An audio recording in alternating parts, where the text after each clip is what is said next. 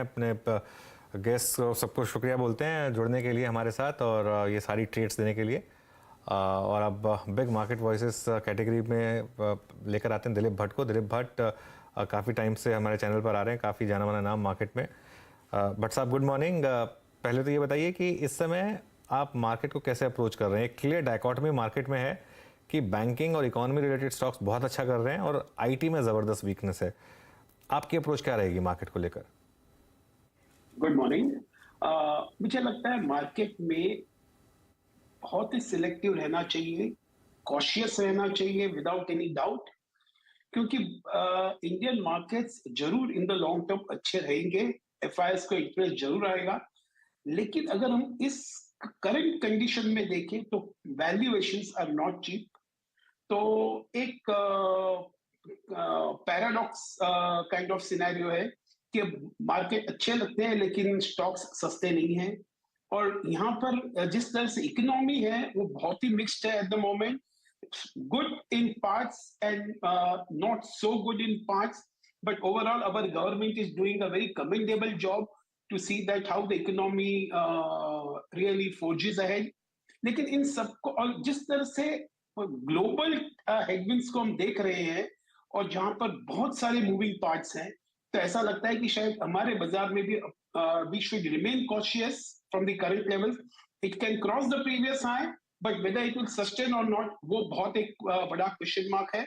और मैं इस लेवल से I would prefer to wait and watch and not be really in a hurry to commit in the market from these levels. Okay, अच्छा भट्ट साहब, एक जो सेक्टर जबरदस्त आउट परफॉर्मेंस दिखा रहा है वो है पीएसयू बैंक्स। मतलब 90% का year to date gain index में देखा है हमने, और इंडिविजुअल स्टॉक्स में तो 200 से 300% तक गेन्स देखे हैं। यहाँ पर एक आपको लग रहा है कि थोड़ा सा बबल फॉर्मेशन हो रहा है या फिर अभी भी जस्टिफाइड है? तो मैं और एक स्टैटिस्टिक इसमें ऐड कर दूं आपके साथ। आपने जिस तरह से बताया कि मुझे लगता है शायद most of the PSU banks जो पिछले 10 सालों में जो रिटर्न नहीं दे चुकी है, वो पिछले 6 महीनों में उससे ज्यादा दे चुकी है। So I think that is the kind of enthusiasm जो हम देख रहे हैं पीएसयू बैंक्स में। मुझे लगता है overall banking sector will be good और शायद पीएसयू बैंक्स में और थोड़ा मोमेंटम आ सकता है, लेकिन इस लेवल से जरूर one should wait for a reasonable correction to come in. क्योंकि यहाँ पर अभी अगर आप देखें कि यहाँ पर से एनआई ग्रोथ ठीक रहेगा, बुक्स क्लीन हो चुके हैं और hopefully ROS will keep on increasing. लेकिन मुझे लगता है शायद ये सभी बैंक में एक बार एक उनका फॉलो अप इश्यू आ जाएगा। They will have to raise money अगर if they have to grow. तो मुझे लगता है sale of shares also possibly will be round the corner. और though we like it, but from the current levels I think one should wait and watch, because काफी run up हो चुके हैं ये पीएसयू बैंक्स।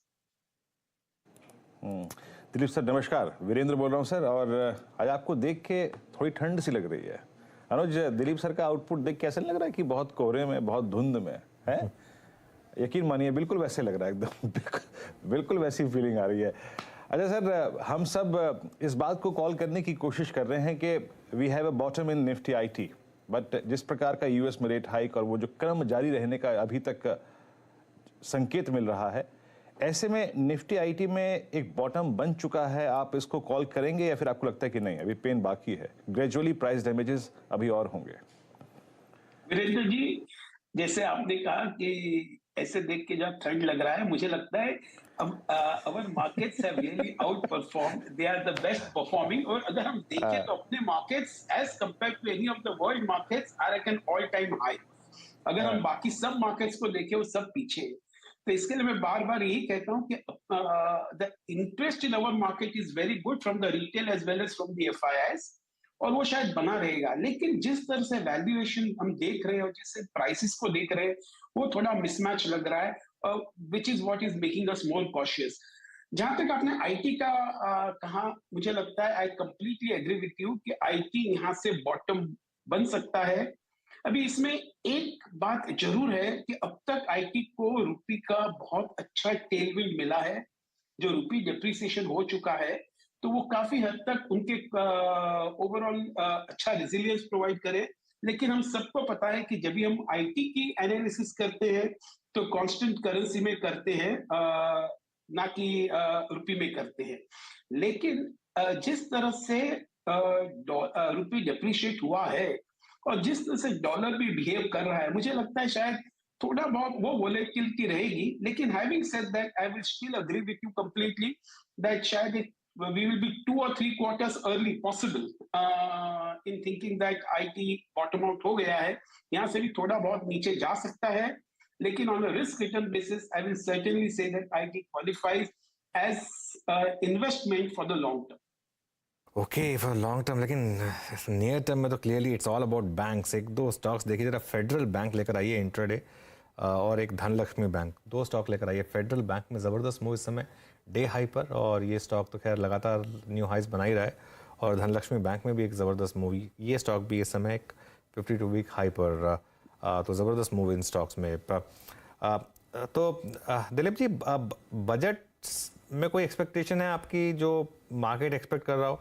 थोड़ा time है, हालांकि अभी 2 महीने हैं, लेकिन कोई main expectation? I think budget में once again the stimulus for growth ये कैसे करेंगे उसी को सब पे सबकी नजर रहेगी। शायद डेफिसिट फाइनेंसिंग जो कर रहे हैं, जो जिसका फिस्कल डेफिसिट काफी बड़ा था लास्ट ईयर भी, और उन्होंने वही रिस्क लिया था, और इस साल भी शायद वो रिस्क लेंगे या नहीं, इसका काफी कीनली सब लोग वॉच करेंगे, क्योंकि यहाँ पर एक ग्रोथ स्टिमुलस की बहुत जरूरत है, गवर्नमेंट स्पेंडिंग की बहुत जरूरत है, और जहां पर कैपेक्स है वहां पर वो कैपेक्स साइकिल रिवाइव करने की भी बहुत जरूरत है। तो ओवरऑल इस बजट में I think the theme will be how the government spending will revive the economy and will put the economy on a very very strong foot.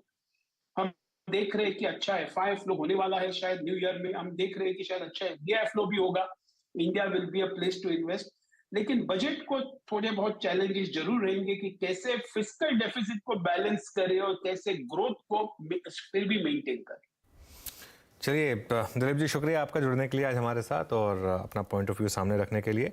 Market देखिए वो जो डिप आई थी उसमें बाइंग इस समय आती हुई क्लियरली, और बैंक निफ्टी वापस ग्रीन में आता हुआ 44,080। देखिए ये जोन है 44,100 से 44,150, वेल डिफाइंड रेजिस्टेंस, और सबके स्टॉप लॉसेस वहीं प्लेस्ड होंगे 44,152 के करीब। वो अगर क्रॉस होगा तो बड़ी तेज़ी आएगी, लेकिन मार्केट का टेक्सचर एग्जैक्टली वही कि banks out perform, Nifty under perform, और मिड कैप्स आउट परफॉर्म। ये 3 चीज़ें जो सुबह अभी बात की थी एग्जैक्टली उसी तरह से प्ले आउट होती हुई। बाकी के स्टॉक्स पर चर्चा करने के लिए अब हम सौंप देते हैं कमान नीरज जी को। नीरज जी चलिए आप आगे बढ़ाइए इसको। 30 पॉइंट ऊपर बैंक निफ्टी, 68 पॉइंट नीचे निफ्टी। या बिल्कुल, और मुझे लगता है कि ये मिड कैप में जो बढ़िया मजबूती दिख रही है, सेकेंड हाफ तक आपको सब बढ़िया ग्रीन में दिखेगा। ऐसी कोई चिंता दिक्कत की बात अभी लग नहीं रही है। बाकी देखते दिन के दौरान क्या होगा, और एक्सपायरी का दिन भी है, तो बहुत सारे मन में आपके सवाल होंगे, उन्हीं सब का जवाब देंगे हम लोग ट्रेडर्स हॉटलाइन में। लेकिन सबसे पहले इस वक्त की हेडलाइंस।